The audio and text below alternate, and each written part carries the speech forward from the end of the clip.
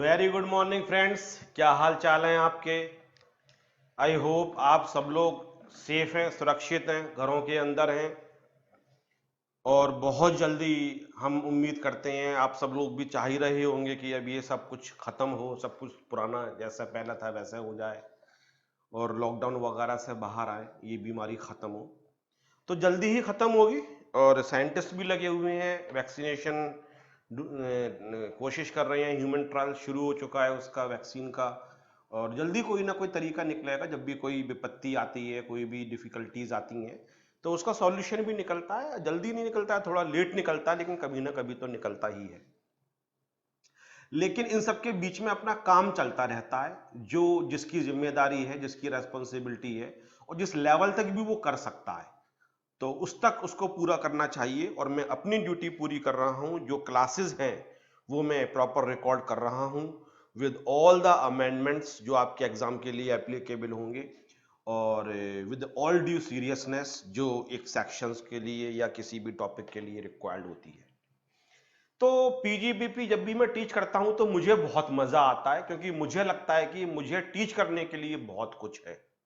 As a teacher हमें भी challenges चाहिए। हम भी चाहते हैं कि ऐसे टॉपिक्स बच्चों को टीच करें जिसमें कुछ हमारे लिए भी चैलेंज हो, और उन्हीं टॉपिक्स में से एक है 35 एडी। जो पीजीबीपी टीच करने का तरीका है, और मेरे ख्याल से ये सही तरीका है शायद, कि बच्चों को बार बार ये बात बताई जाए कि जो सेक्शंस हैं वो कैसे डिजाइन किए गए हैं। और मेरे ख्याल से, मुझे पता नहीं और टीचर्स कैसा टीच करते हैं, लेकिन शायद यही तरीका होता हो कि वो आपको ये बताते हो कि 30 से लेके 36 और एक 37, जो मैं हमेशा बताता हूं। और अभी तक मैं 13-14 क्लासेस आपको ऑलरेडी दे चुका हूं पीजीबीपी की, और ऑलमोस्ट हर क्लास में इस बात का मैं जिक्र करता हूं। 30 टू 36 के अंदर स्पेसिफिक डिडक्शंस दे रखी हैं, जो इसी सेक्शन से गवर्न होंगे। और जो डिडक्शंस एक्सपेंसेस यहां कवर नहीं हो रहे हैं, जितने भी बच जाएंगे 30 से 36 में कवर होने से, उन सबको 37 से डिसाइड किया जाएगा कि वो पीजीबीपी की इनकम निकालते समय माइनस किए जाएंगे या माइनस नहीं किए जाएंगे। 37 उन सारे एक्सपेंडिचर्स को कवर कर लेता है जो 30 टू 36 के अलावा होते हैं, other than which are covered under section 30 to 36। तो जैसे सैलरी को, स्टाफ को सैलरी दी जाती है, 37 से डिसाइड कर लेंगे। आपने अगर अपने ऑफिस का रेंट पे किया तो वो 30 से गवर्न होगा, क्योंकि रेंट जो लिखा हुआ है वो 30 में लिखा हुआ है। आपने प्लांट और मशीनरी खरीदा, उसकी कॉस्ट तो 37 से डिसअलाउ हो जाएगी, क्योंकि कैपिटल एक्सपेंडिचर है। ये उसका डेप्रिसिएशन 32 के अकॉर्डिंग अलाउ कर दिया जाएगा। तो जो 30 टू 36 के अलावा है 37 में, वो तो एक रेजिडुअल सेक्शन हो गया, बचा हुआ सेक्शन हो गया। स्पेसिफिक सेक्शंस जो एक स्पेसिफिक खर्चे की बात करते हैं, तो जैसे कि section 30 rent, rates, taxes, insurance premium of the building, चाहे फिर एज ए टेनेंट हो चाहे फिर ओनर हो। Section 31 repairs and insurance premium of the plant machinery furniture. Section 32 depreciation. Section 32 AD investment allowance, अगर नोटिफाइड बैकवर्ड एरिया 4 स्टेट्स में अगर आपने फैक्ट्री को सेटअप किया है तो एक एडिशनल बेनिफिट आपको मिलता था डेप्रिसिएशन के अलावा। 33 एबी, अगर आप टी, कॉफी, रबर का बिजनेस इंडिया में करते हैं और डेवलपमेंट अकाउंट में डिपॉजिट करते हैं। Section 33 AB A site restoration fund, natural gas petroleum products का आपका बिजनेस है और साइट को रेस्टोर करने के लिए फंड्स बनाया हुआ है, उसमें आप कंट्रीब्यूट करते हो, 33 एबी में बेनिफिट मिलेगा।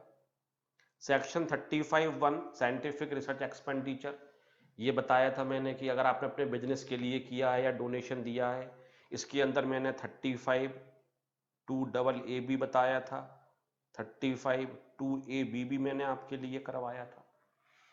इसके बाद सेक्शन 35 ए किया था और 35 किया था। ये आपके टेलीकम्युनिकेशन से रिलेटेड थे। 35 टेलीकम्युनिकेशन लाइसेंस का था, स्पेक्ट्रम के लिए ए था, जो कि नया सेक्शन आया है। और इन सब के बाद अब जो सेक्शन मैं आपको करवाऊंगा, सेक्शन 35 एडी। और एक बात जो मैं हमेशा और बार बार बताता हूं, उसको मैं और बोल देता हूं, सेक्शन 30 किसी भी बिजनेस या प्रोफेशन के लिए है, 31 किसी भी बिजनेस या प्रोफेशन के लिए है, 32 किसी भी बिजनेस या प्रोफेशन के लिए है, 32 AD मैन्युफैक्चरिंग का होना चाहिए, फिर चाहे किसी भी आइटम की आप मैन्युफैक्चरिंग करते हो। 33 ABO 33 ABA किसी भी बिजनेस के लिए नहीं है, ये स्पेसिफिक बिजनेस के लिए है। टी कॉफी रबर का बिजनेस होगा या साइट रेस्टोरेशन पेट्रोलियम प्रोडक्ट्स का होगा। लेकिन 35 जो साइंटिफिक वाला है वो हर बिजनेस के लिए बेनिफिट में रहेगा, कोई भी एसएससीओ डोनेशन दे दे, ये फिर स्पेसिफिक बिजनेस के लिए हो गया। टेली कम्युनिकेशन का बिजनेस होना चाहिए आपका। तो 30 to 36 के अंदर भी हम दो तरीके से देख सकते हैं, स्पेसिफिक सेक्शन से खर्चा डिजाइन हो रहा है, डिफाइन हो रहा है, गवर्न हो रहा है, लेकिन वो सारे बिजनेस के लिए है। लेकिन स्पेसिफिक सेक्शन के होने के बाद भी स्पेसिफिक बिजनेस के लिए भी है, जैसे टी कॉफी वाला टी कॉफी रबर के बिजनेस को ही दिया जाएगा। लेकिन अगर आप बिजनेस का रेंट पे कर रहे हो अपने दुकान का तो 30 से गवर्न होता है, लेकिन हर बिजनेस के लिए एप्लीकेबल हो जाता है। तो पीजीबीपी अगर आप बहुत सिस्टमेटिक तरीके से चल रहे हो, और मैं हर क्लास में बोलता हूं और मैं तो बोलता रहूंगा कि आप फ्यूचर बना सकते हो, इनकम टैक्स में ब्राइट फ्यूचर है, और डीटी आईडीटी दोनों बहुत ज्यादा इंटरेस्टिंग है। और लेकिन इनको समझने के लिए आप ऐसा नहीं कर सकते हो कि हवा में पढ़ लो, चलो ये चीज समझ में आ गई, ये चीज इंटरप्रिटेशन करना सीखना पड़ेगा, लैंग्वेज क्या कहना चाहती है वो सीखना पड़ेगा। लॉ पढ़ते समय, चाहे फिर वो टैक्स लॉ पढ़ रहे हो, फिर चाहे कंपनी लॉ पढ़ रहे हो, फिर वो जनरल लॉस पढ़ रहे हो, लॉ पढ़ते समय लैंग्वेज को पढ़ना आना चाहिए कि लैंग्वेज बनाने वाले ने किस इंटेंशन से लॉ को लिखा हुआ है, उसके और कितने इंटरप्रिटेशन हो सकते हैं, क्या एक ही इंटरप्रिटेशन होगा, क्या कौन सा सही इंटरप्रिटेशन है। तो इन सब बातों के मद्देनजर आज जो सेक्शन में आपको टीच करूंगा उसको कहा जाता है 35 AD, और मैं गारंटी ले रहा हूं पेपर इसके बिना नहीं बनेगा। ऐसा हो ही नहीं सकता है कि ये पेपर में नहीं आए। जब से इनकम टैक्स में ये सेक्शन इंक्लूड किया गया है, बहुत पुराना नहीं है, मेरे सामने मेरे टीचिंग कैरियर में इसको इंक्लूड किया गया है, और जब से इंक्लूड किया गया है तब से ऑलमोस्ट हर अटेम्प्ट में इससे क्वेश्चन पूछा ही जाता है 35 AD से। 35 AD से पूछा जाता है तो 35 AD कहता क्या है, हेडिंग है स्पेसिफाइड बिजनेस। बहुत सारे बिजनेस ऐसे हैं जिनको कहा जाता है स्पेसिफाइड बिजनेस। टोटल इस समय जो बिजनेस की लिस्ट है वो है आपके 14 बिजनेस की। इन बिजनेस को स्पेसिफाइड बिजनेस कहा जाता है। हमारे देश के लिए, हमारी इकोनॉमी के लिए ये बिजनेस ज्यादा जरूरी है, और ज्यादा जरूरी चीज होती है तो ज्यादा बड़ा बेनिफिट दिया जाता है। अगर इस तरीके से समझोगे तो फिर पीजीबीपी समझने में आसानी होगी। जैसे कि हमने देखा कि अगर हमने साइंटिफिक रिसर्च के लिए डोनेशन दिया, वेदर रिलेटेड और not related to business of the SSC, मेरे बिजनेस से रिलेशन नहीं है डोनेशन का, लेकिन मैंने डोनेशन दिया, सरकार कहती थी मिस्टर बंसल बिजनेस का खर्चा मान के आप माइनस कर लो, और कमाल की बात सरकार 100% माइनस नहीं करती थी, सरकार कहती थी हम 150% माइनस करेंगे। 150%, यू इमेजिन, 100 रुपए देने पे 150 रुपए माइनस किया गया, even it was not related to business of the SSC. क्यों? सरकार कहती है अगर आपने साइंटिफिक रिसर्च के लिए डोनेशन दिया, एक अच्छा काम किया। मैं हमेशा बोलता हूं इनकम टैक्स में बहुत पावर है, क्योंकि इनकम टैक्स कोई भी एसएससी कम से कम पे करना चाहता है, कोई भी पर्सन कम से कम पे करना चाहता है, तो वो कम से कम पे करना चाहता है, तो इस नेचर को आप कैश कर सकते हो, इस नेचर से आप आदमी के अच्छे काम करवा सकते हो। बेईमानी की बात नहीं कर रहा हूं, लीगल बात कर रहा हूं। आप एसएससी से कह दो कि हम तुम्हें टैक्स में ये बेनिफिट दे देंगे, आपकी इनकम कम हो जाएगी, आपका टैक्स कम हो जाएगा, ये काम कर दो। अच्छा, तो अच्छे काम के लिए इनकम टैक्स में कई बार मोटिवेट भी किया जाता है, देश के बारे में भी आप सोच लेते हो इनकम टैक्स के बहाने। तो बिजनेस अगर आपको करना ही है तो कोई भी बिजनेस क्यों करो, ऐसा बिजनेस करो जो देश के लिए भी जरूरी हो। सरकार कहती है, हमने लिस्ट दे रखी है, इन बिजनेस के बारे में जरा सोचो, सर क्या क्या बेनिफिट मिलेगा जो और बिजनेस में नहीं मिलता है। देखो वो अभी हम डिटेल में डिस्कस करेंगे, लेकिन एक हिंट दे देता हूं, कैपिटल एक्सपेंडिचर भी पूरा का पूरा एक बार में ही माइनस कर देंगे। अभी तक हम क्या करते थे, कैपिटल एक्सपेंडिचर पे हम डेप्रिसिएशन का बेनिफिट देते थे या फिर उसका अमोर्टाइजेशन करते थे। जैसे टेली कम्युनिकेशन में हमने जो लाइसेंस की लैब थी उतने टाइम में उसको अमोर्टाइजेशन किया। अदरवाइज जो भी कैपिटल एसेट्स होती हैं, बिल्डिंग, प्लांट, मशीनरी, फर्नीचर या इंटेंजिबल, उसको हम 32 के अकॉर्डिंग उसको हम डेप्रिसिएशन के तरीके से माइनस करते थे। कॉस्ट तो पूरी माइनस होती थी, लेकिन खर्चा आपने आज कर दिया, लेकिन वो धीरे धीरे करके माइनस होता था। लेकिन इन बिजनेस के लिए सरकार कहती है अगर कैपिटल एक्सपेंडिचर भी आपने किया है तो हम एक बार में पूरा का पूरा माइनस कर देंगे, लमसम में एक बार में माइनस कर देंगे। आप सोचो, पहले ही साल इतना बड़ा खर्चा, आपने अगर 100-200 करोड़ रुपए का प्लांट खरीदा और पूरा का पूरा माइनस हो गया, तो you will save the tax on this much amount. तो अगर 200 करोड़ रुपए एक बार में माइनस हो गई, 30% अगर लाइबिलिटी है तो 200 करोड़ का 30%, 60 लाख रुपए टैक्स एक बार में पहले ही साल आपका कम हो गया। पूरे लाइफ में कम होता अगर डेप्रिसिएशन के तरीके से भी पूरा माइनस होता, लेकिन एक बार में माइनस कर दिया। अब आपको फिर इंटरेस्ट का बेनिफिट भी तो होगा, जो आपने पैसा बचा लिया पहली बार, जो ज्यादा पे कर सकते थे। आप तो कॉस्टिंग भी पढ़ते हो, तो ये बातें आपको कितने अच्छे तरीके से समझ में आती हैं सारी की सारी। तो सरकार कहती है इन बिजनेस के लिए हम एक बहुत बड़ा बेनिफिट देंगे, और वो बेनिफिट डिटेल में अभी डिस्कस करेंगे। मैंने हिंट दे दिया कि कैपिटल एक्सपेंडिचर भी पूरा का पूरा जिस ईयर में आप एक्वायर करोगे उस ईयर में माइनस कर दिया जाएगा। बिजनेस, अगर आप कोल्ड चेन फैसिलिटी का बिजनेस करते हो, सर हमें लिस्ट याद करनी पड़ेगी। हाँ, वेयर हाउसिंग फैसिलिटी है storage of the agricultural produce के लिए, दूसरा बिजनेस है।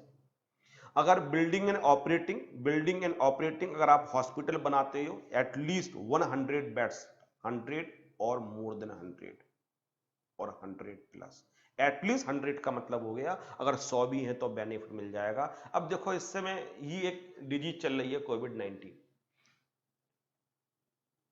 कोरोना, वी से वायरस और डी से डिजीज, और 19 इसलिए बोलते हैं क्योंकि 2019 में इसको पहली बार वायरस को डिस्कवर किया गया था।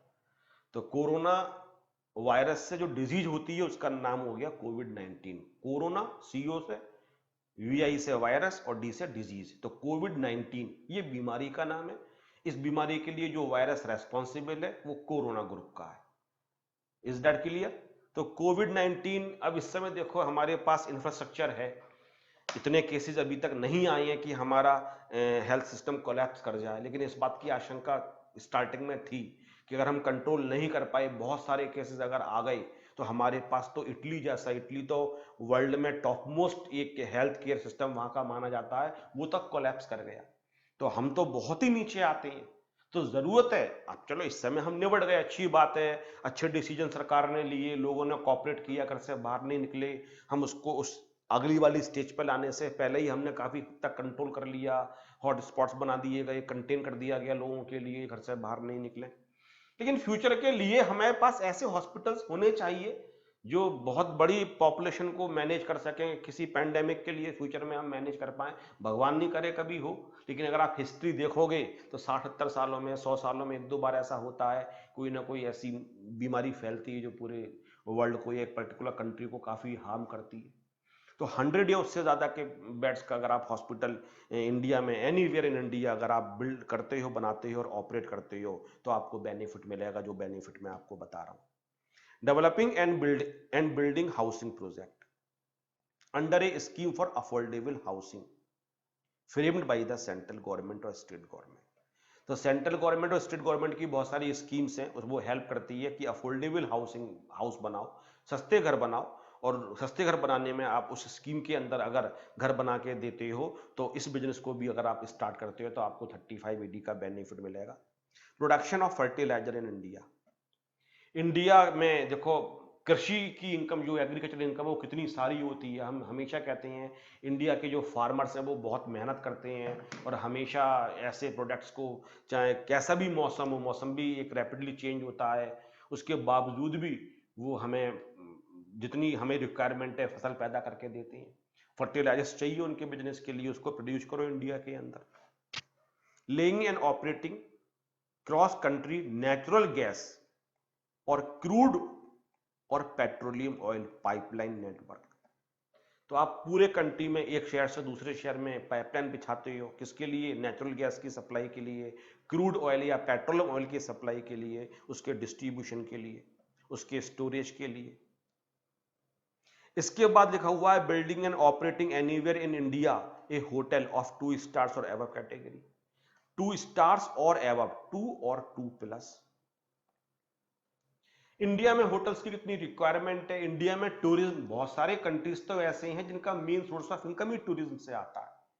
उनके पास और अपनी इनकम को जनरेट करने के लिए तरीके ही नहीं है। टूरिज्म से वो सबसे ज्यादा इनकम को जनरेट करते हैं, और इंडिया के पास तो इतना पोटेंशियल है।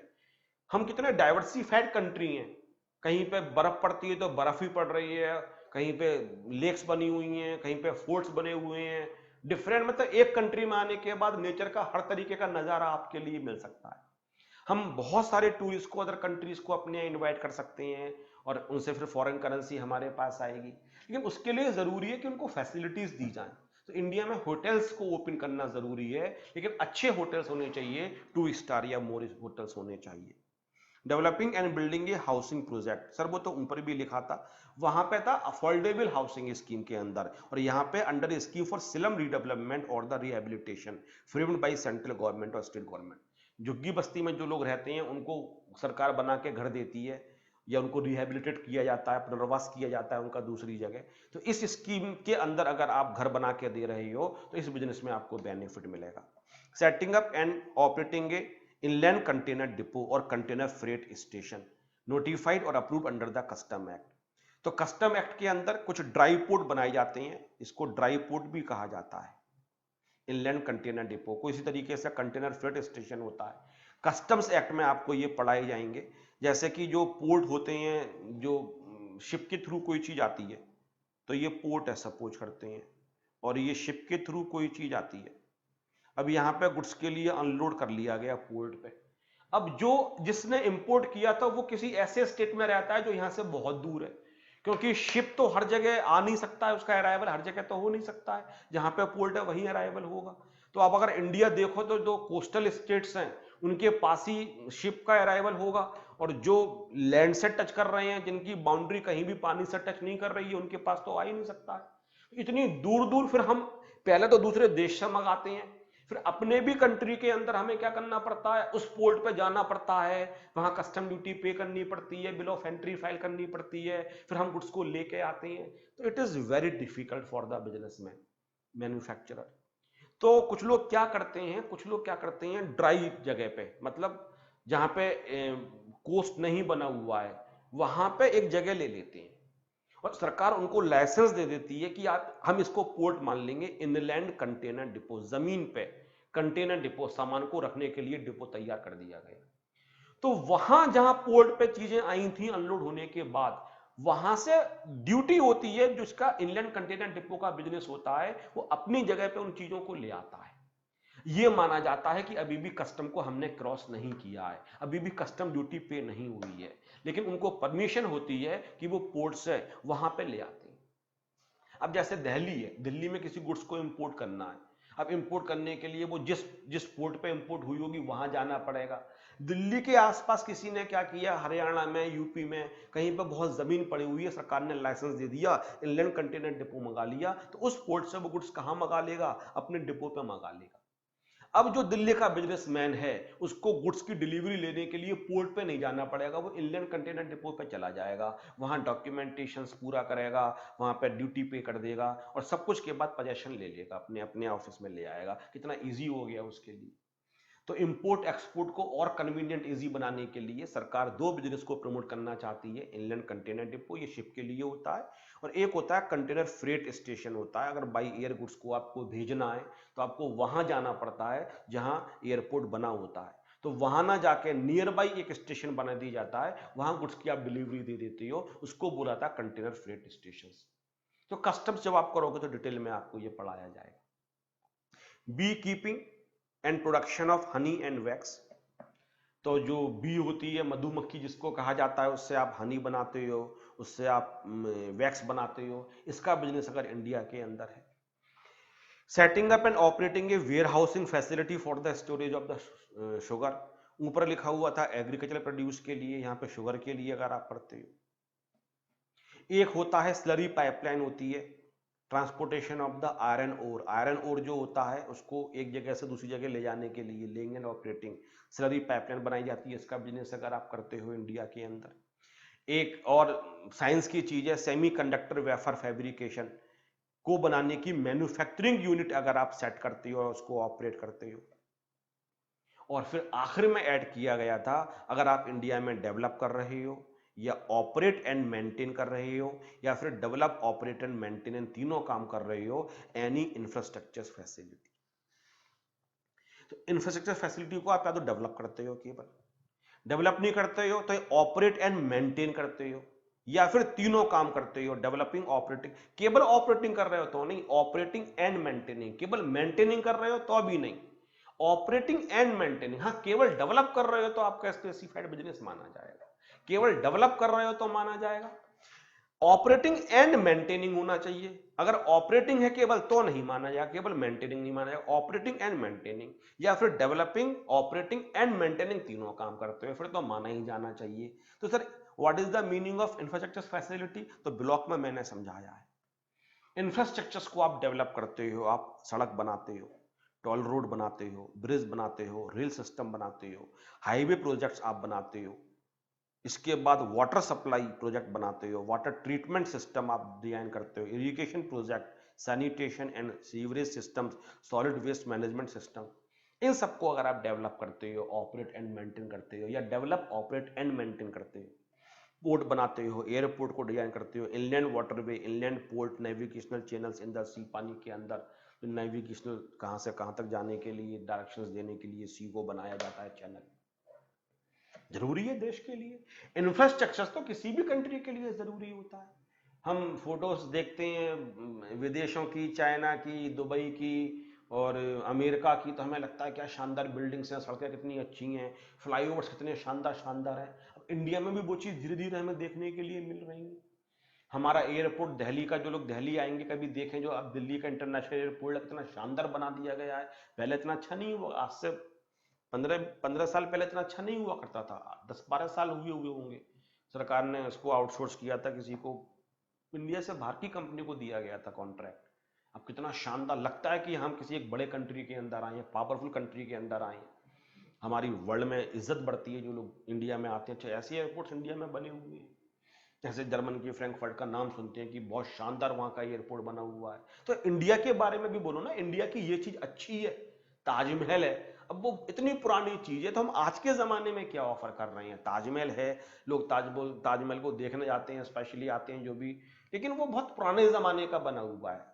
400-500 साल पुरानी चीज की बात कर रहे हो। अब आज के जमाने में आपने क्या डेवलप किया जिसकी तारीफ पूरा वर्ल्ड करता हो? तो अगर ये आप बिजनेस करते हैं इंडिया के अंदर, तो सरकार कहती है अब बताएं बेनिफिट, हम कहते हैं हाँ जी, तो सरकार ने लगा deduction 100% of the capital expenditure. सरकार ने कहा कैसा लगा? मैंने कहा मजा आ गया ये तो सर।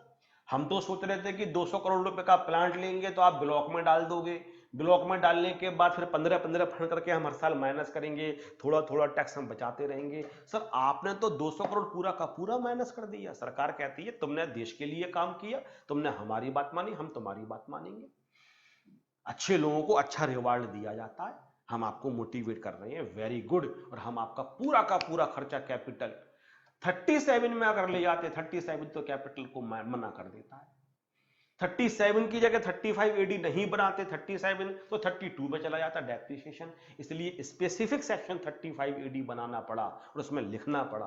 किसी भी सेक्शन में कुछ भी लिखा हो भूल जाओ, हम तो आपको 100% का बेनिफिट देंगे कैपिटल एक्सपेंडिचर का। अब कैसा लगा बेनिफिट सोचो, अगर आप बिजनेसमैन हो तो आपकी खुशी का ठिकाना नहीं रहेगा। कितना टैक्स बचा लोगे आप? जो टैक्स कई सालों में बचता वो एक बार में आपने पूरा का पूरा बचा लिया। और सरकार ने कहा इतना ही नहीं, अगर आपने बिजनेस के कमेंस करने से पहले भी कोई खर्चा किया होगा, prior to commencement of operations, उनको भी जिस ईयर में आप ऑपरेशंस कमेंस करोगे हम पूरा का पूरा माइनस कर देंगे उनको भी। तो लिखा है डिडक्शन 100% ऑफ सच एक्सपेंडिचर। किस ईयर में माइनस होंगे? Previous year in which commences operation of his specified business. जिस ईयर में ऑपरेशन कमेंस होगा, तो कमेंसमेंट से पहले का जो एक्सपेंडिचर होगा वो 100% पूरे के पूरे माइनस कर दिए जाएंगे। बट एक ही कंडीशन है, the amount is capitalised in the books of account of the assessee on the date of commencement of its operations. जिस डेट पे ऑपरेशंस के लिए कमेंस किया गया उस डेट पे आपने बुक्स ऑफ अकाउंट्स में इसको कैपिटलाइज किया हो।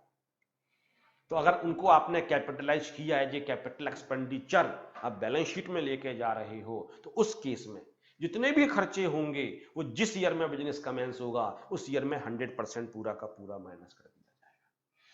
अब सोचो आप बिजनेस कमेंस करने से पहले के सारे वो तो एक बार में, और कमेंस होने के बाद जिस ईयर में भी आप कैपिटल एक्सपेंडिचर करोगे तो हम 32 के में डेप्रिसिएशन में लेके नहीं जाएंगे, हम पूरा का पूरा बेनिफिट आपको कहां दे देंगे, एक बार में 35 एडी में 100% माइनस कर देंगे। सर ये दिल खुश कर दिया सर इसमें और बिजनेस भी जो हमारे देश के लिए जरूरी है डाले जाएं। लिस्ट बड़ी होती चली जा रही है। जब पहली बार आया था तो 7 या 8 एक्सपेंडिचर्स केवल लिखे हुए बिजनेस लिखे हुए थे, उनको बढ़ाया गया, फिर बढ़ाया गया, और आज टोटल 14 बिजनेस इसके अंदर हो चुके हैं। धीरे धीरे हो सकता है लिस्ट और भी इसके अंदर इंक्लूड की जाए। जो बिजनेस सरकार को लगता है कि हमें प्रमोट करना है उसके लिए आपको बड़ा बेनिफिट दिया जाएगा। सरकार ने कहा देखो बेनिफिट तो हमने तुम्हें बता दिया, किस बिजनेस के लिए ये भी बता दिया। आपने कहा हाँ जी सर। सरकार ने कहा अच्छा एक बात बताओ। हाँ जी बोलिए सर क्या बात। अब ये तो जानना चाहोगे ना कि कंडीशंस तो नहीं है, कोई भी काम होता है तो कंडीशनल होता है, लिखा नहीं होता नीचे हर चीज में कंडीशन से अप्लाई। आपको बाई 1 गेट 1 फ्री लिखा होता है और नीचे छोटा सा कंडीशन से अप्लाई लिखा होता है। ऐसा नहीं है कि हर चीज बिल्कुल अनकंडीशनल आपको मिल जाएगी। हाँ सरकार बेनिफिट देगी, लेकिन सरकार भी बदले में चाहेगी तो बिजनेस कमेंस तो कर दिया है, लेकिन सरकार एक छोटी सी बातें दो आपसे और कहती है। बोले केवल 2 ही कंडीशन है, ज्यादा कंडीशन नहीं है। बोले और कोई कंडीशन नहीं है, केवल 2 कंडीशन। तो this section applies to the specified business which fulfils all the following. और ऑल का मतलब यहां पे नहीं 50-60, ऑल का मतलब 2 ही कंडीशंस हैं, एक 1 एक 2। It is not set up by splitting up of a business already in existence. पुराने बिजनेस को तोड़ के नहीं बनाओगे आप, द रिकंस्ट्रक्शन से नहीं बनाओगे, बिजनेस ऑलरेडी इन एग्जिस्टेंस। तो बिल्कुल न्यू बिजनेस होना चाहिए। जो बिजनेस ऑलरेडी एग्जिस्टेंस में है उसको तोड़ फोड़ करके या रिकंस्ट्रक्शन से आप नया बिजनेस नहीं बनाओगे। तो the it is not set up by splitting up of a business already in existence or the reconstruction of a business already in existence. जो बिजनेस ऑलरेडी है उसको आपने स्प्लिट अप कर दिया, तोड़ दिया, और एक यूनिट को आपने कह दिया नया बिजनेस बन गया, ऐसा नहीं। वो तो था भी पहले, बस आपने नाम अलग दे दिया, ये मान लो तोड़ दिया, पुराने वाले से अलग कर दिया, या पुराने बिजनेस का आपने रिकंस्ट्रक्शन कर दिया। आपने कहा देखो अब ये नया बिजनेस बन गया, वो ऑलरेडी था, बस आपने उसके कपड़े चेंज कर दिए। देखा जाए तो वो नहीं माना जाएगा। सरकार इस तरीके से मना कर रही है, बिजनेस नया होना चाहिए। एक सरकार ने छोटी सी बात और बोली, बोले जो प्लांट और मशीनरी हो वो भी न्यू होने चाहिए। प्लांट और मशीनरी, सरकार कहती है इतनी छोटी सी 2 बातें मान लो हमारी, हम तो इतना बड़ा बेनिफिट दे रहे हैं आपके लिए। 200 करोड़, 400 करोड़, 600 करोड़, बोलो कितने की आप एसेट खरीद रहे हो। 15% माइनस होता, बिल्डिंग केवल 10% माइनस होती, फर्नीचर केवल 10% माइनस होता अगर डेप्रिसिएशन में लेके जाते, इंटेंजिबल केवल 25% माइनस होता, और WDV के तरीके से माइनस होता तो अगले बार WDV और कम हो जाती तो और परसेंटेज कम निकल के आती। हम तो एक बार में पूरा का पूरा माइनस कर रहे हैं, तो तुम इतना नहीं कर सकते। 2 छोटी सी बातें मान लो भैया, एक बिजनेस नया कर लेना और एक प्लांट ऑफ मशीनरी जो बिजनेस में लगा रखी है वो न्यू होनी चाहिए सारी की सारी। अगर प्लांट ऑफ मशीनरी नहीं है आपकी तो it is not set up by transfer to the specified business. Machinery और प्लांट प्रीवियसली यूज्ड नहीं होने चाहिए, नॉट सेटअप मतलब प्रीवियसली यूज नहीं होने चाहिए, मतलब ओल्ड नहीं होने चाहिए, मतलब न्यू होने चाहिए। 2 ही कंडीशन सरकार कहती है, छोटी छोटी सी हमारी बातें, बिजनेस नया हो, प्लांट और मशीनरी नहीं हो। लेकिन सरकार ने कहा कि अगर हम सेकंड वाले के 2 एक्सेप्शन आपको देते हैं, अगर पुराने प्लांट और मशीनरी हैं तब भी उनको हम न्यू मान लेंगे, हम चलो आपको टैक्स में बेनिफिट दे देंगे, पुराने भी हैं तो भी टैक्स में बेनिफिट दे देंगे। एनी मशीनरी और plant which was used outside India by any person other than assessee, assessee के अलावा यूज किया गया हो लेकिन वो यूज आउटसाइड इंडिया किया गया हो, shall not be regarded as machinery or plant used for any purpose, उसको हम यूज्ड मानेंगे ही नहीं। तो फर्स्ट एक्सेप्शन को मैं बोलता हूं डीम्ड न्यू, इसको ओल्ड माना ही नहीं जाएगा, इसको नया माना जाएगा। अगर इन असेसी के अलावा किसी और ने यूज किया होगा लेकिन यूज इंडिया में नहीं किया हो, इंडिया से बाहर किया हो, ऐसा होता है। प्लांट और मशीनरीज कई ऐसे होते हैं जो बहुत बहुत महंगे होते हैं और यहाँ पे जो बिजनेस स्टार्ट करते हैं वो इतना पैसा खर्च करना अफोर्ड नहीं कर सकते, तो वो सेकंड हैंड खरीदते हैं। लेकिन सेकंड हैंड इंडिया के बाहर से खरीदते हैं। तो इंडिया में जो चीज आ गई वो तो अब पुरानी इंडिया के हिसाब से हो गई। इंडिया में अगर सेकंड हैंड भी आ रही है बाहर से तो हम न्यू मान लेंगे कि उसकी जो एक्चुअल कॉस्ट है नए की वो हम अफोर्ड नहीं कर सकते। कई बिजनेसमैन नहीं कर सकते हैं, तो बाहर से वो सेकंड हैंड खरीदते हैं। तो इंडिया के बाहर से अगर सेकंड हैंड खरीदा जा रहा है जो इंडिया के बाहर किसी ने यूज किया था, उसको पुराना माना ही नहीं जाएगा, उसको न्यू माना जाएगा। If such machinery plant was not at any time previous to the date of installation by assessee used in India, उसको कभी इंडिया में यूज नहीं किया गया, नेवर, assessee से पहले इंडिया में यूज नहीं किया गया। such machinery plant is imported into India from any country, यहां सर ऊपर ही लिखा हुआ है। और उसके रेस्पेक्ट में इंडिया में इनकम टैक्स में कभी भी किसी भी तरीके का बेनिफिट नहीं लिया गया। तीन कंडीशंस, इंडिया के बाहर से आया हो, इंडिया में असेसी के यूज करने से पहले किसी ने यूज नहीं किया हो, और इनकम टैक्स में उसके रेस्पेक्ट में कभी कोई बेनिफिट नहीं लिया गया हो। तो ऐसे अगर प्लांट और मशीनरी को इंडिया के बाहर से इंपोर्ट कर रहे हो, उसको पुराना माना ही नहीं जाएगा, उसको न्यू माना जाएगा। मैं हाईलाइट कर देता हूं, डीम्ड न्यू। ये पहले जो नया बिजनेस है उसका कोई एक्सेप्शन नहीं है। नया प्लांट और मशीनरी होने चाहिए, उसके एक्सेप्शन है कि हम पुराने को भी नया मान लेंगे। और एक्सेप्शन 2 क्या कहता है? वो ये कहता है कि वेयर एनी मशीनरी और plant previously use for any purpose, चलो ओल्ड भी है, ओल्ड भी है, वो कहते हैं चलो ओल्ड इंडिया में यूज किया था, हाँ इंडिया का यूज तो ओल्ड माना जाएगा। Previously is transfer to the specified business, अगर आप ओल्ड खरीदते हो ठीक है, and the total value of machinery और प्लांट सो ट्रांसफर्ड, और जो ओल्ड ट्रांसफर किए गए थे, ओल्ड जो बिजनेस में लगाई, does not exceed 20% of the total value of plant or machinery used in such business, then it shall be deemed the condition referred to in clause 2 also have been complied भी। तो हम यही मान लेंगे कि जो 2 की कंडीशन है कि पुराने नहीं होने चाहिए, हम ये मान लेंगे ये कंडीशन सेटिस्फाइड हो गई। हम इसको ये नहीं मानेंगे कंडीशन सेटिस्फाइड नहीं हुई। कब? अगर पुराने भी खरीदे हैं तो टोटल जो प्लांट्स बिजनेस में लगे हुए हैं उसके 20% से ज्यादा के नहीं होने चाहिए। सरकार कहती है हम समझ सकते हैं कई बार चीजें पुरानी खरीदनी मजबूरी हो जाती है, लेकिन टोटल जो प्लांट्स बिजनेस में यूज हो रहे हैं उसके 20% से ज्यादा पुराने नहीं खरीदोगे। मैं इस पैराग्राफ को बाद में पढ़ाऊंगा, पहले मैंने एग्जाम्पल खुद डिजाइन किया है वो दिखाता हूं। न्यू प्लांट और मशीनरी खरीदेगा, न्यू लिख दिया गया, ये तो इंडिया से खरीदेगा, कहीं से भी नए थे, किसी ने कभी यूज नहीं किया था, 30 लाख रुपए के। ओल्ड खरीदे गए लेकिन ऑस्ट्रेलिया से खरीदे गए 7 लाख रुपए के, तो ये तो डीम्ड न्यू हो गया, और ये तो है ही new. Purchase of old plant or machinery for from domestic, for नहीं होगा, फ्रॉम होगा, फ्रॉम डोमेस्टिक मार्केट, 8 लाख रुपए के ओल्ड खरीदे गए, इंडिया से ही खरीदे गए। अब मैं कहता हूं बताओ 35AD का बेनिफिट मिलेगा नहीं मिलेगा? एक बात मैं आपको बता दूं, और ये बात मैं 10 बार बताता हूं, फेस टू फेस में भी बताता था जब मैं पढ़ाता था फेस टू फेस, और आपको भी बताऊंगा। आपको किस तरह में समझ में आ गया मुझे पता है ना, समझ में नहीं आया है। वो बात ये है कि अगर ये कंडीशन सेटिस्फाइड नहीं होगी तो 35AD का बेनिफिट ही नहीं मिलेगा। मतलब क्या हुआ? एक ने एक खरीदी बिल्डिंग, बिल्डिंग पे बेनिफिट मिलेगा, हाँ सर साफ साफ लिखा हुआ है, कोई भी कैपिटल एक्सपेंडिचर। इसने प्लांट और मशीनरी भी खरीदी, एक ने फर्नीचर भी खरीदे और इंटेंजिबल भी खरीदी। मैं कहता हूं बताओ किस किस का 35AD का बेनिफिट मिलेगा? सर सबका मिलेगा, सर लिखा हुआ है 100% ऑफ द कैपिटल एक्सपेंडिचर। अरे यार बात तो ठीक है, तुम तो सही समझ रहे हो, सभी का मिलेगा 100%, लेकिन ये प्लांट वाली कंडीशन सेटिस्फाइड नहीं हुई। अब किसका मिलेगा? बच्चे कहते हैं प्लांट का नहीं मिलेगा, बिल्डिंग का मिल जाएगा, फर्नीचर का बेनिफिट मिल जाएगा, और इंटेंजिबल में कहते हैं ये तो गलत समझे।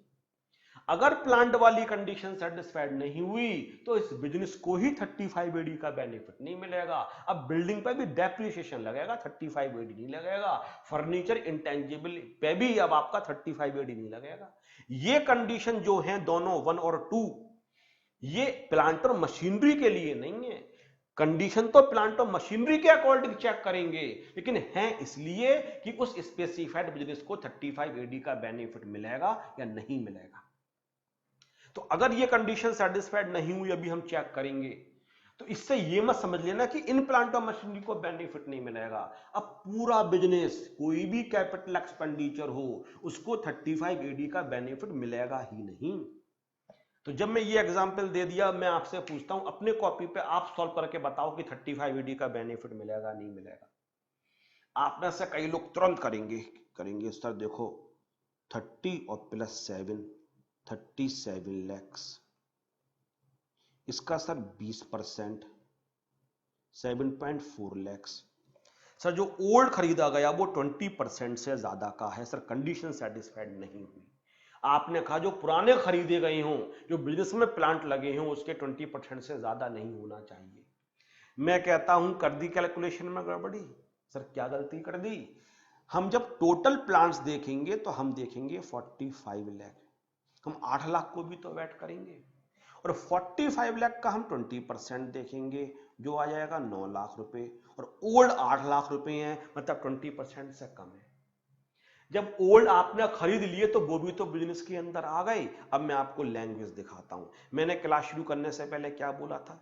लैंग्वेज पढ़ना अगर सीख गए तो मजा आ जाएगा। एक्सेप्शन 2, वेयर एनी मशीनरी और प्लांट प्रीवियसली यूज्ड, मतलब old, is transferred to the specified business and total value of the machinery or plant so transferred, मतलब total value of old plant or machinery does not exceed नहीं करनी चाहिए 20% of total value of plant or machinery used in such business। और देखो use को मैंने highlight भी किया हुआ है आपके नोट्स में।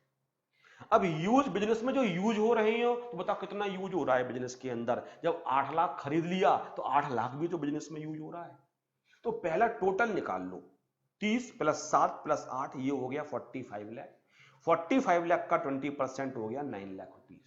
अब अगर 9 लाख रुपए आपके लिए है तो 9 लाख रुपए, क्योंकि 8 लाख रुपए 9 लाख को एक्सीड नहीं करता है, 20% से कम के ओल्ड खरीदे गए हैं, इसलिए इस बिजनेस को 35 एडी का बेनिफिट दे दिया जाएगा। डिसाइड ये करना है 35 एडी का बेनिफिट मिलेगा नहीं मिलेगा। अब इस पूरे बिजनेस को 35 एडी का बेनिफिट दे दिया जाएगा क्योंकि ये वाली कंडीशन सेटिस्फाइड हो गई। अभी तक क्या पढ़ाया सर? अभी तक आपने पढ़ाया हम लोगों के लिए कि देखो 14 बिजनेस होते हैं, ये बिजनेस देश के लिए जरूरी होते हैं, इनके लिए आप किसी भी तरीके का कैपिटल एक्सपेंडिचर करोगे वो पूरा का पूरा माइनस कर देंगे। फिर सर आपने हमें पढ़ाया कि अगर कमेंसमेंट से पहले भी कोई खर्चा किया गया होगा, बस बुक्स में उसको कैपिटलाइज किया गया हो, तो हम उस खर्चे के लिए भी पूरा का पूरा जिस ईयर में ऑपरेशंस कमेंस किए होंगे माइनस कर देंगे। लेकिन इन सब बेनिफिट्स को लेने के लिए दो कंडीशन आपको सेटिस्फाई करनी पड़ेगी, और पहली कंडीशन ये हो जाएगी कि जो प्लांट और मशीनरी है वो नए होने चाहिए, जो बिजनेस है वो पुराने को तोड़ के नहीं बनाया गया हो, पुराने के रिकंस्ट्रक्शन से नहीं बनाया गया हो। लेकिन जो प्लांट और मशीनरी नए होने चाहिए, इसके दो एक्सेप्शन हैं। इंडिया के बाहर से इंपोर्ट किया गया होगा उसको तो नया ही माना जाएगा, इंडिया से भी सेकंड हैंड खरीदा होगा तो भी हम ये मान लेंगे चलो बेनिफिट दे देते हैं। लेकिन पुराने की टोटल वैल्यू, टोटल जो बिजनेस में यूज्ड है उसके 20% को एक्सीड नहीं करनी चाहिए। ठीक है सर, अब हम क्वेश्चन कर सकते हैं, लेकिन दो बातें बताऊंगा उसके बाद।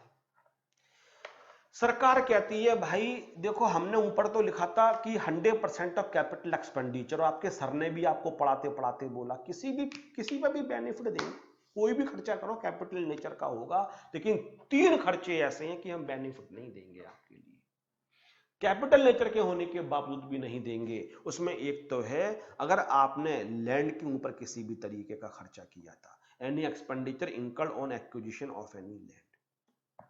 फिर तीसरे में लिखा है गुडविल या फाइनेंशियल इंस्ट्रूमेंट्स अगर आपने खरीदे हुए हैं, ये भी तो कैपिटल एसेट हो गया एक्सपेंडिचर।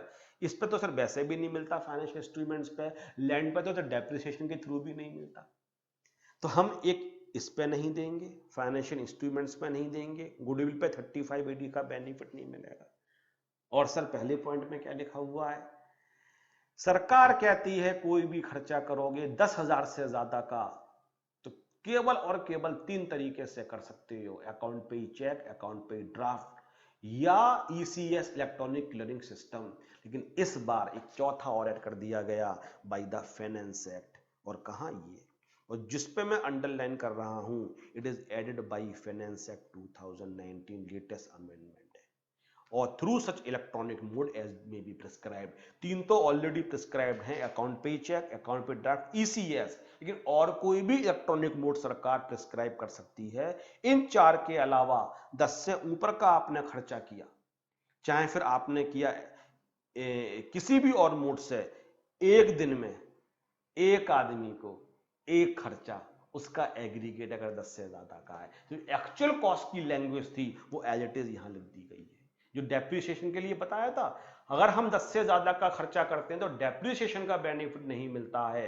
अब ये डेप्रिसिएशन के बदले 35 AD का बेनिफिट ले रहे थे, यहां पे भी वो बात डाल दी गई। Any expenditure in respect of which payments or aggregate of payments made to a person in a day, एक आदमी को एक दिन में एक खर्चे के रेस्पेक्ट में, एनी एक्सपेंडिचर एक खर्चे के रेस्पेक्ट में, एक दिन में एक आदमी को एक खर्चे के रेस्पेक्ट में कितनी बार भी पेमेंट दिया गया, उसका एग्रीगेट अदरवाइज देन बाई, अगर इन चार मोड्स के अलावा किसी और मोड से दिया और वो 10 से ज्यादा का हो गया, तो अब उस पर 35 AD का बेनिफिट ही नहीं मिलेगा आपके लिए। तो अगर आपने प्लान 40,000 रुपए का खरीदा और कैश में खरीद लिया, 35 AD का बेनिफिट नहीं मिलेगा। तो डेप्रिसिएशन में ले जाएंगे तो एक्चुअल कॉस्ट में भी लिख दिया गया है। अब ये खर्चा माना ही नहीं जाएगा, ना तो इसको एक्चुअल कॉस्ट एक्सेप्ट करेगी, ना तो ब्लॉक में एंटर कर सकता है, और ना 35 AD का बेनिफिट आपके लिए दिया जाएगा। ये आने के पेपर में जबरदस्त चांसेस हैं। किस किस खर्चे पे 35 AD का बेनिफिट नहीं मिलता है? तो सबसे पहले अगर लैंड खरीदते हो तो नहीं मिलेगा, गुडविल और फाइनेंशियल इंस्ट्रूमेंट्स पे बेनिफिट नहीं मिलेगा, और एक खर्चा एक दिन में एक आदमी को, फिर चाहे आप कितनी बार में भी करो, एग्रीगेट कर देने के बाद 10,000 को एक्सीड कर जाता है, तो उस पर 35 AD का बेनिफिट नहीं मिलेगा। तो सर 4 पे नहीं मिलेगा। सर अगर हमने यही कैश के अलावा चेक से खरीदा होता तो सर डेफिनेटली 100% माइनस करो। कैश में खरीदोगे इन 4 मोड्स के अलावा, account pay cheque, account pay draft, ECS या कोई और इलेक्ट्रॉनिक मोड प्रिस्क्राइब कर दिया गया, उसके अलावा बेनिफिट नहीं दिया जाएगा। प्रैक्टिकल क्वेश्चंस करवाऊं उससे पहले आखिरी चीज, सर वो क्या है वो बताता हूं, ध्यान से सुनना। देखो मैंने तुम्हें करवाया हुआ है ऑलरेडी चैप्टर 6A, जिसको कहा जाता है deductions under section 80C to 80U। इसके अंदर भी एक होता है हेडिंग सी, और हेडिंग सी का मतलब होता है 80IA से लेके 80RRB। कुछ खास डिडक्शंस जो नेचर ऑफ इनकम पे डिपेंड करती हैं, वो डिडक्शंस जो इनकम किस तरीके की अर्न कर रहे हो इस बात पर डिपेंड। 80C इस पर डिपेंड नहीं करती है कि इनकम कौन सी अर्न की गई, 80C इस पर डिपेंड करती है कि इन्वेस्टमेंट कहां किया। 80D इस बात पर डिपेंड नहीं करती है इन्वेस्टमेंट, सॉरी आपकी इनकम कौन सी है, वो इस बात पर डिपेंड करती है आपने हेल्थ इंश्योरेंस प्रीमियम पे किया। लेकिन 80Q क्यों बताई थी, QQB? हाँ जी सर, अगर सर आपकी इनकम होती है रॉयल्टी तभी बेनिफिट मिलेगा। तो बताओ किस बात पे डिपेंड कर रही है, नेचर ऑफ इनकम। तो जो डिडक्शंस नेचर ऑफ इनकम पे डिपेंड करती हैं उनको कहा जाता है हेडिंग सी, और हेडिंग सी के अंदर जो आती हैं उनको कहा जाता है 80IA to 80RRB। Is that clear, समझ में आ गया? तो अब मैं जो आपको बता रहा हूं, कुछ बिजनेस जो 80IA to 80RRB में लिखे हुए हैं वो 35 AD में भी लिखे हुए हैं। अब असेसी क्या करता है, यहां पे भी बेनिफिट ले सकता है और यहां पे भी बेनिफिट ले सकता है। इसी तरीके से एक सेक्शन है 10AA। एक चीज होती है SEZ, स्पेशल इकोनॉमिक जोन। अगर SEZ में अपनी मैन्युफैक्चरिंग यूनिट लगाते हो तो एक बहुत बड़ा डिडक्शन मिलता है, इसको 10AA का बेनिफिट कहा जाता है। अब असेसी क्या कर सकता है, असेसी के पास कई बार ऑप्शन होता है कि 80IA to 80RRB में ले ले, या 35 AD में ले ले, या 35 AD में ले ले, या 10AA में ले ले। जैसे कि सपोज करते हैं फर्टिलाइजर्स का प्रोडक्शन मैन्युफैक्चरिंग की यूनिट आपने SEZ में लगा ली, फैक्ट्री SEZ में। अब SEZ में आपने मैन्युफैक्चरिंग की फैक्ट्री लगा ली, अब आप दोनों के लिए एलिजिबल हो गई, क्योंकि फर्टिलाइजर्स का प्रोडक्शन कर रहे हो तो 35 AD का बेनिफिट मिलेगा। SEZ में फैक्ट्री लगाई तो 10AA का बेनिफिट मिलेगा। तो आप ये बेनिफिट भी लोगे और ये बेनिफिट भी लोगे। जैसे इंफ्रास्ट्रक्चर फैसिलिटी है, 80 IA में भी लिखा हुआ है और 35 AD में भी लिखा हुआ है। ये बड़े बड़े बेनिफिट्स होते हैं, बड़े बड़े। तो सरकार ने लिख दिया अगर किसी चीज का बेनिफिट बिजनेस में आपने 35 AD का बेनिफिट ले लिया तो उस बिजनेस के लिए अब हेडिंग सी वाला बेनिफिट या 10AA वाला बेनिफिट नहीं मिलेगा। आप डिसाइड करो कि आपको 35, जब इन सेक्शंस को आप करोगे तो एग्जैक्टली आपको बात समझ में आएगी। लेकिन आज इतनी बात तो समझ में आ गई, 3 बच्चे को आप खिलौने की दुकान पे ले जाते हो, 3 खिलौने रखे हुए हैं, बच्चे का मन तो करता है कि ये भी ले लें, ये भी ले लें, ये भी ले लें। माँ बाप क्या करते हैं, उनको भी देखना है अपनी पॉकेट। वो कहते हैं बेटा आप इसमें से कोई सा एक ले सकते हो, आप बताओ कौन सा चाहिए आपके लिए। वो नहीं ये भी चाहिए मुझे, ये भी इस काम के लिए चाहिए, ये भी इस काम के लिए चाहिए। वो अपने को कन्विंस करेगा पेरेंट्स के लिए, कहते हैं बेटा एक कोई सा खिलौना ले सकते हो। तो सरकार कहती है आप पहले ये बेनिफिट ले लो फिर वो बेनिफिट ले लो, तो हमें क्या मिलेगा? हमें भी देश चलाना है, हमें भी डायरेक्ट टैक्स कलेक्शन करना है, हमारे पास भी थोड़ा बहुत पैसा है। आपने अच्छा काम किया, हम रिवार्ड दे रहे हैं आपके लिए, बट डज नॉट मीन कि हमारी हेल्थ खराब हो जाए, आपको रिवार्ड देने के चक्कर में हमें ही कुछ नहीं मिले। आप बेनिफिट 3 जगह ले सकते हो, इनमें से कोई 2 जगह ले सकते हो। अगर 35 AD में ले लिया तो दूसरी जगह आपको बेनिफिट नहीं मिलेगा। तो पहली बार यही बात की जा रही है। Where reduction under section 35 AD is claimed and allowed in respect of specified business। देखो हाईलाइट भी किया है, ठीक है। तो फिर क्या लिखा हुआ है? Then assessee shall not be allowed any reduction in respect of specified business under section 10AA और chapter 6 थे under heading C 80 IA to 80 RRB। तो फिर असेसी को उस बिजनेस के रेस्पेक्ट में फिर इस सेक्शन का बेनिफिट नहीं मिलेगा। अब वो हमेशा के लिए 35 AD का बिजनेस ही माना जाएगा। और आखिरी बात, सर आखिरी बात क्यों? क्वेश्चंस और बाकी चीजें नेक्स्ट क्लास में टीच करूंगा। मेरा स्टार्टिंग से ये कहना है, इतनी सारी चीजें दिमाग में चली गई, अब मैं आगे पढ़ाते रहूं आपके लिए तो फिर हौच पौच हो जाएगा। पहले यहां तक 2 बार देखो, यहां तक के नोट्स आप मेरे साथ साथ बना रहे होगे, उनको रिवाइज करो, तब नेक्स्ट वीडियो देखना। चलो सर बिजनेस की बात तो खत्म करते हैं। दूसरी बात, अब सपोज करते हैं मैंने डिसाइड किया 35 AD का बेनिफिट ही मुझे चाहिए। मैंने एक प्लांट खरीदा 50 लाख रुपए का। अब सारी कंडीशन सेटिस्फाइड, मैं 35 AD के अंदर 50 लाख रुपए माइनस कर लूंगा और मैं 32 के अंदर ब्लॉक में भी 50 लाख रुपए डालकर डेप्रिसिएशन का बेनिफिट लूंगा। सर आपने कहा डेप्रिसिएशन का बेनिफिट नहीं मिलेगा, मैंने कहा एक्ट में कहां लिखा है? एक्ट में भी तो लिखना पड़ेगा। तो यही लिखा हुआ है, अगर किसी भी हेड में 35 AD का बेनिफिट ले लिया और उसके रिस्पेक्ट में डेप्रिसिएशन का, तो no deduction shall be allowed under any other section of the income tax act, other section in any previous year in respect of any expenditure for which reduction is allowed under section 35 AD। तो 35 AD का benefit अगर किसी खर्चे के, यहां as a business बात हो रही है, यहां एक्सपेंडिचर के रेस्पेक्ट में बात हो रही है, यहां एज ए होल बात हो रही है कि हम आपको 80 IA का बेनिफिट दें या 35 AD का बिजनेस को बेनिफिट दें या 10AA का, यहां बिजनेस के रेस्पेक्ट में बात हो रही है। अब 35 AD का ले रहे हो, अब उसमें एक्सपेंडिचर के रेस्पेक्ट में बात हो रही है।